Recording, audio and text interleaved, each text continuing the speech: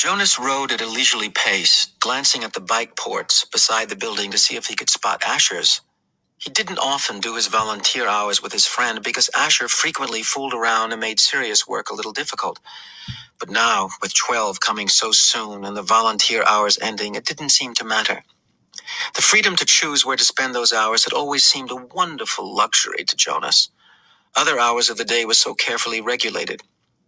He remembered when he had become an 8, as Lily would do shortly, and had been faced with that freedom of choice. The 8s always set out on their first volunteer hour a little nervously, giggling and staying in groups of friends. They almost invariably did their hours on recreation duty first, helping with the younger ones in a place where they still felt comfortable. But with guidance, as they developed self-confidence and maturity, they moved on to other jobs, gravitating towards those that would suit their own interests and skills. A male 11 named Benjamin had done his entire nearly 4 years in the rehabilitation center, working with citizens who had been injured. It was rumored that he was as skilled now as the rehabilitation directors themselves, and that he had even developed some machines and methods to hasten rehabilitation. There was no doubt that Benjamin would receive his assignment to that field, and would probably be permitted to bypass most of the training. Jonas was impressed by the things Benjamin had achieved. He knew him, of course, since they had always been groupmates. But they had never talked about the boy's accomplishments because such a conversation would have been awkward for Benjamin. There was never any comfortable way to mention or discuss one's successes without breaking the rule against bragging, even if one didn't mean to. It was a minor rule, rather like rudeness, punishable only by gentle chastisement. But still, better to steer clear of an occasion governed by a rule which would be so easy to break. The area of dwellings behind him, Jonas rode past the community structures, hoping to spot Asher's bicycle parked beside one of the small factories or office buildings. He passed the child care center, where Lily stayed after school, and the play areas surrounding it. He rode through the central plaza and the large auditorium where public meetings were held. Jonas slowed and looked at the name tags on the bicycles lined up outside the nurturing center.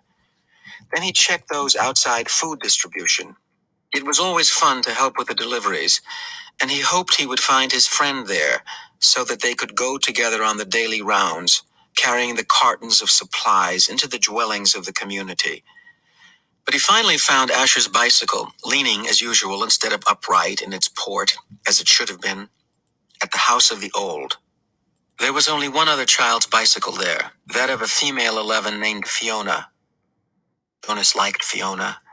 She was a good student, quiet and polite, but she had a sense of fun as well, and it didn't surprise him that she was working with Asher today. He parked his bicycle neatly in the port beside theirs and entered the building. "Hello, Jonas," the attendant at the front desk said.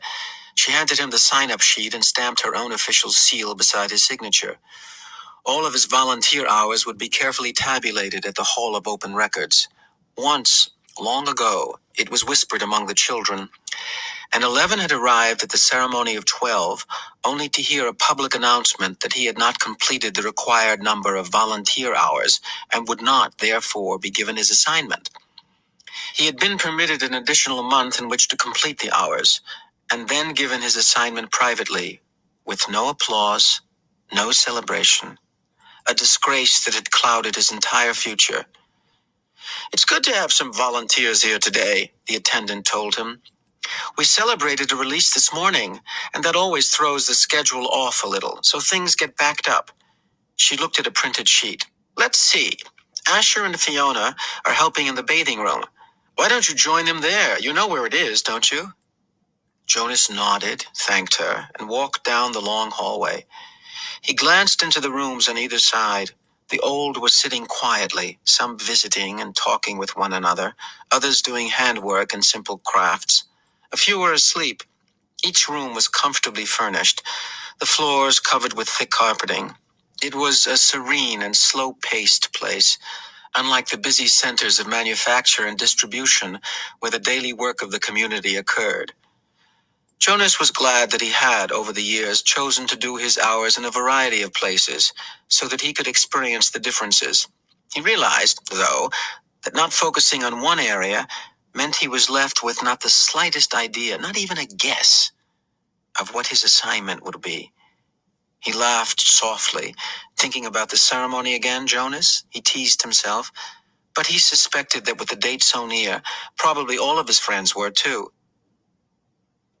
He passed the caretaker walking slowly with one of the old in the hall. "Hello, Jonas," the young uniformed man said, smiling pleasantly. The woman beside him, whose arm he held, was hunched over as she shuffled along in her soft slippers. She looked toward Jonas and smiled, but her dark eyes were clouded and blank. He realized that she was blind. He entered the bathing room with its warm, moist air and scent of cleansing lotions. He removed his tunic, hung it carefully on a wall hook, and put on the volunteer's smock that was folded on a shelf. "Hi, Jonas," Asher called from the corner where he was kneeling beside a tub. Jonas saw Fiona nearby, at a different tub. She looked up and smiled at him, but she was busy gently washing a man who lay in the warm water. Jonas greeted them and the caretaking attendants at work nearby. Then he went to the row of padded lounging chairs where others of the old were waiting. He had worked here before. He knew what to do. "Your turn, Larissa," he said, reading the name tag on the woman's robe. "I'll just start the water and then help you up." He pressed the button on a nearby empty tub and watched as the warm water flowed in through the many small openings on the sides. The tub would be filled in a minute, and the water flow would stop automatically. He helped the woman from the chair, led her to the tub, removed her robe, and steadied her with his hand on her arm as she stepped in and lowered herself. She leaned back and sighed with pleasure, her head on a soft cushioned headrest. "Comfortable?" he asked, and she nodded, her eyes closed. Jonas squeezed cleansing lotion onto the clean sponge at the edge of the tub and began to wash her frail body.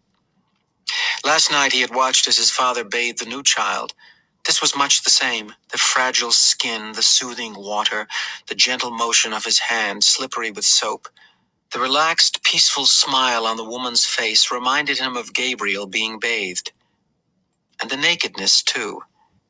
It was against the rules for children or adults to look at another's nakedness. But the rule did not apply to new children or the old. Jonas was glad. It was a nuisance to keep oneself covered while changing for games, and the required apology if one had by mistake glimpsed another's body was always awkward. He couldn't see why it was necessary. He liked the feeling of safety here in this warm and quiet room. He liked the expression of trust on the woman's face as she lay in the water, unprotected, exposed, and free. From the corner of his eye, he could see his friend Fiona help the old man from the tub and tenderly pat his thin, naked body dry with an absorbent cloth. She helped him into his robe. Jonas thought Larissa had drifted into sleep, as the old often did, and he was careful to keep his motions steady and gentle so he wouldn't wake her. He was surprised when she spoke, her eyes still closed. "This morning we celebrated the release of Roberto," she told him. "It was wonderful." "I knew Roberto," Jonas said. "I helped with his feeding the last time I was here, just a few weeks ago. He was a very interesting man." Larissa opened her eyes happily. "They told his whole life before they released him," she said. "They always do. But to be honest," she whispered with a mischievous look, "some of the tellings are a little boring. I've even seen some of the old fall asleep during tellings. When they released Edna recently, did you know Edna?" Jonas shook his head. He couldn't recall anyone named Edna. "Well, they tried to make her life sound meaningful, and of course," she added primly, "all lives are meaningful. I don't mean that they aren't, but Edna, my goodness, she was a birth mother, and then she worked in food production for years until she came here. She never even had a family unit."